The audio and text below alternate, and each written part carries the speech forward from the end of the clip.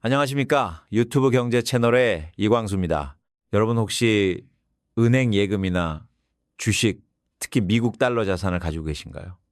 지금 여러분의 지갑 속 그리고 계좌 속에 있는 그 돈이 앞으로 몇 년 안에 10배의 부를 가져다 줄 수도 혹은 50년 만에 가장 큰 통화 시스템 변화에 무방비 상태로 당할 수도 있다면 믿으시겠습니까? 최근은 가격이 잠시 폭락했을 때 대부분의 사람들은 그저 단순한 시장 변동이라고 생각했습니다. 하지만 그 순간에도 세계 중앙은행들은 조용히 그리고 아주 은밀하게 글로벌 통화 리셋을 준비하고 있었습니다. 음모론처럼 들리시나요? 하지만 이건 음모론이 아닙니다. 세계에서 가장 강력한 금융기관들이 실제로 벌이고 있는 문서로도 확인된 명백한 움직임입니다. 지난 80년간 세계 기축통화로서 군림해온 미국 달러의 시대가 서서히 막을 내리고 있으며 그 과정에서 약 1경 5천조 원에 달하는 미국의 부가 함께 흔들리고 있습니다. 그리고 이 거대한 파도는 당연히 수출로 먹고 사는 우리 대한민국 경제에 직접적인 영향을 미칠 수밖에 없습니다. 오늘 이 영상을 끝까지 보시면 왜 금값이 사상 최고치를 경신했는지, 왜 은가격은 의도적으로 억눌리고 있는지, 그리고 이 거대한 리셋이 본격화되기 전에 우리는 어떻게 자산을 지켜야 하는지 정확히 이해하게 되실 겁니다. 가장 명백한 증거부터 시작하겠습니다. 바로 금값이 사상 최고치를 기록했다는 사실입니다. 금은 지난 6개월 연속으로 랠리를 펼쳤습니다. 이건 단순한 반짝 상승이 아닙니다. 지속적이고 강력한 강세장이죠. 그런데 이 상승을 이끈 주체가 누구일까요? 저나 여러분 같은 개인 투자자, 소위 개미들이 아닙니다. 바로 각국의 중앙은행들입니다. 중국, 러시아, 인도 같은 나라들은 물론이고 폴란드, 헝가리, 싱가포르, 터키까지 전 세계 중앙은행들이 공격적으로 금을 사들이고 있습니다. 연간 약 1.0톤 규모로 이는 현대 역사상 가장 높은 수준의 매입량입니다. 여기서 소름 돋는 사실이 하나 있습니다. 중앙은행들이 이렇게까지 공격적으로 금을 매입했던 마지막 시기가 언제였을까요? 바로 1967년 브레튼 우즈 체제, 즉 달러가 금에 고정되어 있던 시스템이 붕괴하기 직전이었습니다. 역사는 반복되고 있는 겁니다. 중앙은행들이 이렇게 금을 사는 것은 금이 반짝여서도 아니고 투기 목적으로 사는 것도 아닙니다. 그들은 무언가 거대한 변화가 다가오고 있음을 알고 있기 때문입니다. 그들은 미국 달러가 더 이상 유일한 지배적 기축통화가 아닌 세상을 준비하고 있는 것입니다. 자, 그럼 여기서 두 번째 퍼즐 조각을 맞춰보죠. 금값이 이렇게 오르는데 왜 은 가격은 이상할 정도로 억눌려 있을까요? 금은 중앙은행 정부 거대 기관들이 보유하고 있습니다. 금값이 오르면 그들의 대차 대조표는 튼튼해집니다. 달러에서 경화 핫 에셋으로의 이동을 정당화하는 신호가 되죠. 즉 그들은 금값이 오르는 것을 원합니다. 하지만 은은 다릅니다. 은은 민중의 돈, 즉 일반 대중과 개인 투자자들이 주로 보유하고 있습니다. 은은 변동성이 훨씬 크고 폭발력도 강합니다. 만약 은 가격이 폭등한다면 그것은 우리 같은 대중들에게 지금 통화 시스템에 심각한 문제가 생겼다는 직접적인 경고 신호가 될 것입니다. 그들은 대중이 이 리셋을 미리 눈치채고 선점하는 것을 원하지 않습니다. 그래서 금은 오르도록 내버려 두되 은은 억누르는 것입니다.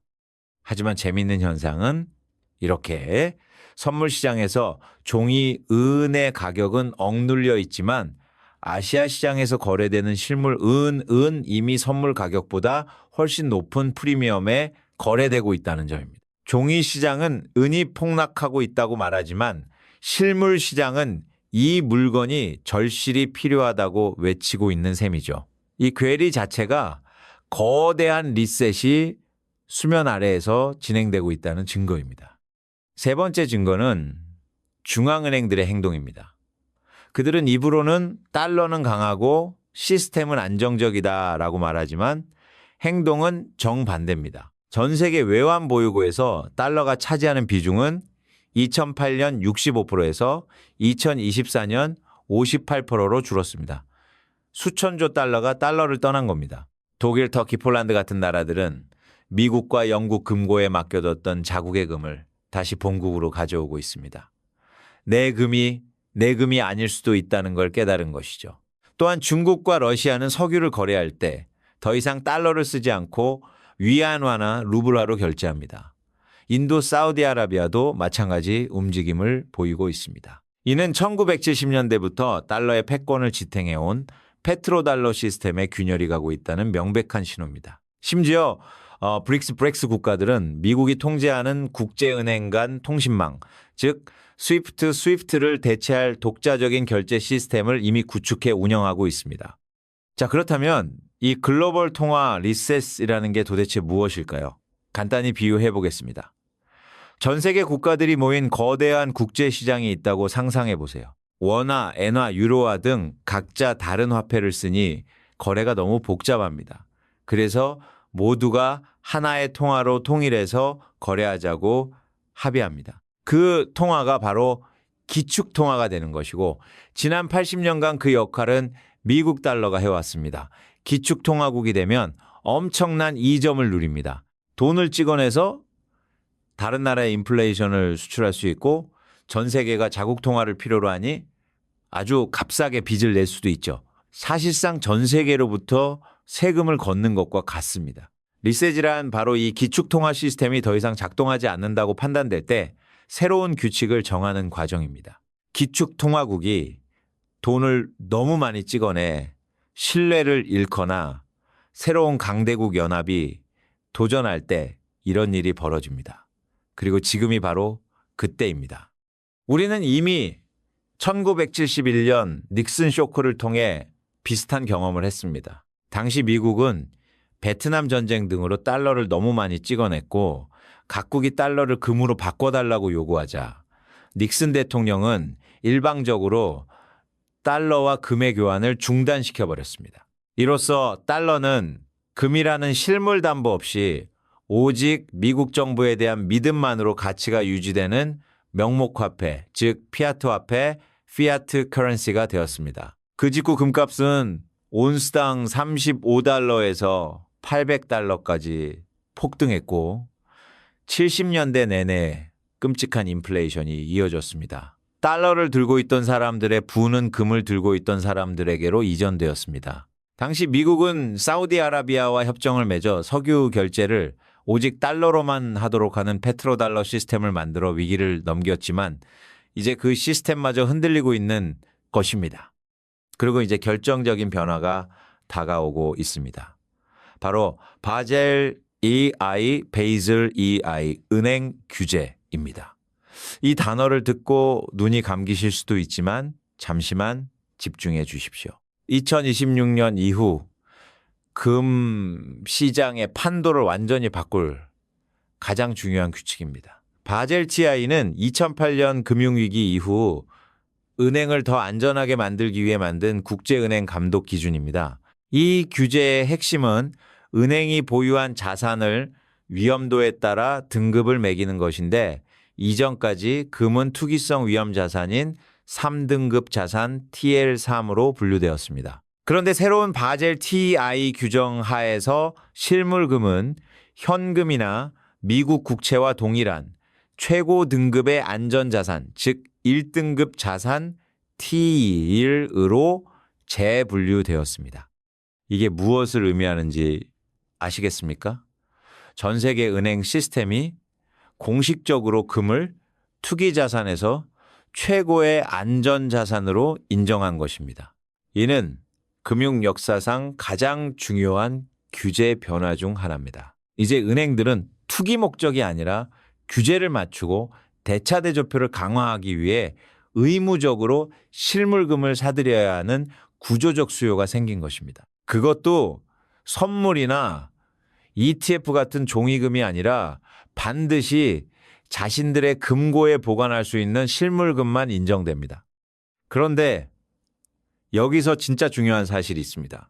유럽과 아시아 대부분의 국가들은 이 규제를 이미 시행했거나 시행 중인데 유독 미국만 2028년 1월까지 시행을 연기했습니다. 공식적인 이유는 시장 충격을 완화하기 위해서라지만 진짜 이유는 따로 있습니다. 미국의 코맥스 선물 시장에는 실물금보다 100배에서 200배나 많은 종이금이 거래되고 있습니다. 만약 미국 은행들이 당장 이 규제를 따라야 한다면 그들은 보유한 종이금을 실물금으로 바꿔야 하고 코맥스는 결코 그만한 양의 실물금을 내어줄 수 없어 시스템 전체가 붕괴할 수 있기 때문입니다. 미국은 시간을 벌고 있는 것이지만 그동안 다른 나라 중앙은행들과 은행들은 이미 시장에 나와 있는 실물금을 진공청소기처럼 빨아들이고 있습니다. 2028년 미국 은행들이 마침내 실물금을 사려고 할 때 시장에 남아있는 금이 있을까요? 엄청난 수요 쇼크가 발생할 수밖에 없습니다. 이 모든 점들을 연결해 봅시다. 금값이 사상 최고치를 찍는 이유는 명확합니다. 첫째, 중앙은행들이 연간 1령톤씩 매수하고 있습니다. 둘째, 바젤 2I 규제로 인해 은행들의 구조적인 실물 금 수요가 연간 500톤 이상 발생하고 있습니다. 셋째, 전 세계적인 탈달러화 흐름 속에서 금은 정치적 위험이 없는 완벽한 중립 자산이기 때문입니다. 이런 구조적 수요는 1970년대 이후 처음 있는 일입니다. 그렇다면 이 모든 것이 당신에게, 우리에게 무엇을 의미할까요? 여러분의 은행 계좌에 있는 돈, 여러분의 국민연금, 퇴직연금은 결국 달러 가치에 연동되어 있습니다. 달러의 구매력이 계속 하락하면 여러분의 자산 가치도 함께 녹아내릴 수밖에 없습니다. 그렇다고 모든 것을 팔고 금에 투자하라는 말이 아닙니다. 다만 이 거대한 통화 시스템의 전환기에는 포트폴리오의 일부를 반드시 실물 자산, 즉 가치를 저장할 수 있는 자산으로 다변화해야 한다는 것입니다. 그것이 좋은 입지의 부동산일 수도 있고 삼성전자처럼 가격 결정력을 가진 초우량 기업의 주식일 수도 있습니다. 그리고 당연히 역사적으로 수천 년간 화폐 역할을 해온 금과 은도 강력한 대안이 될 수 있습니다. 특히 은은 현재는 억눌려 있지만 산업용 수요가 폭발적으로 증가하고 있고 태양광 패널, 전기차, 반도체 등 실물 공급은 부족한 상태입니다. 어느 순간 종이 시장의 억압이 한계에 부딪히고 실물 수요가 폭발하는 순간 은은 금보다 훨씬 더 높은 수익률을 보일 잠재력을 가지고 있습니다. 이 리셋은 더 이상 예측이 아니라 지금 이 순간에도 진행되고 있는 과정입니다. 물론 더 쌌을 때 금이나 은을 샀더라면 좋았을 거라고 말할 수도 있습니다. 하지만 무언가를 시작하기에 두 번째로 좋은 때는 항상 지금입니다. 이 거대한 흐름 속에서 기회를 잡는 것은 결국 이 변화를 먼저 이해하고 준비하는 사람의 몫일 겁니다. 부디 현명하게 판단하시어 여러분의 소중한 자산을 지키고 나아가 이 위기를 기회로 바꾸시길 바랍니다. 여러분은 지금 몇 살이신가요? 괜찮으시다면 댓글로 여러분의 나이를 살짝 알려주시겠어요? 10대, 20대, 30대 혹은 그 이상이시든 오늘 이 자리에 함께해 주신 모든 분들을 더 깊이 이해하고 싶거든요. 자, 그럼 방금 제가 들려드린 이야기는 어떠셨나요? 마음에 깊은 울림이 있었나요? 아니면 조금은 아쉬운 부분도 있으셨나요? 여러분께서 어떤 감정을 느끼셨고 어떤 생각이 드셨는지 정말 궁금합니다. 여러분의 솔직한 감상 한마디 한마디가 저에게는 정말 큰 힘이 됩니다. 이야기를 나누고 나니 여러분께 꼭 드리고 싶은 말이 생겼어요. 무엇보다 여러분의 마음이 늘 평안하기를 진심으로 바랍니다. 무슨 일을 하시든 어디에 계시든 걱정보다는 평온함이, 불안보다는 안도감이 여러분의 삶을 가득 채우기를 기도할게요. 항상 건강하시고 매일이 무탈하고 안녕하시기를요. 그리고 오늘 우리가 함께 나눈 이 지식에 대해서는 어떻게 생각하시나요? 혹시 새로운 관점을 얻게 되셨거나 이런 방법도 있구나 하고 무릎을 탁 치셨나요? 아니면 저와는 다른 의견을 가지고 계실 수도 있겠죠. 여러분의 소중한 생각을 댓글로 자유롭게 나눠주세요. 정답은 없으니까요. 함께 배우고 성장하고 싶습니다. 마지막으로 이 말씀은 꼭 드리고 싶습니다. 여러분 모두가 경제적으로 늘 여유롭고 안정적인 삶을 살아가시기를 진심으로 응원하겠습니다. 돈 때문에 하고 싶은 것을 포기하는 일이 없기를 여러분의 노력이 언제나 정당한 대가로 돌아오기를 바랍니다. 여러분의 지갑이 언제나 두둑하고 마음은 더 풍요롭기를요.